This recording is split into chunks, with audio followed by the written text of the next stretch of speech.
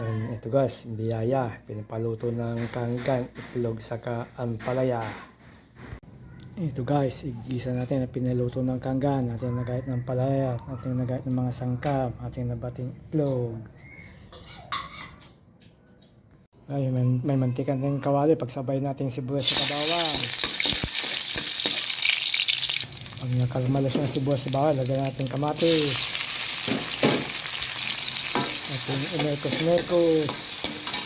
Lagyan ng paminta. Lagyan natin ng asin. Pasahid na palang asin namin guys. Peng peng peng peng peng peng peng. Natin inekos-nekos.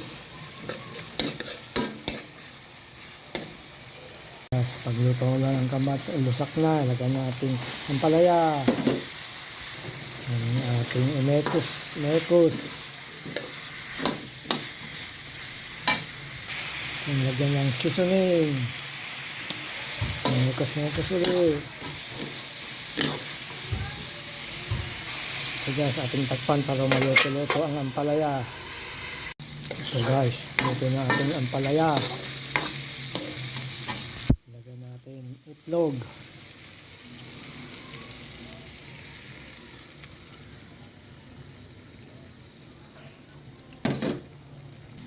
Guys, ating mekos-mekos para kanya.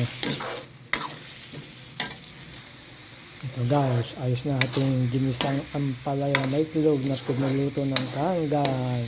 Salamat Lord! Ito na guys, aking biyayang na bahagi na pinaluto ng kangkang, ampalaya saka itlog. Salamat Lord!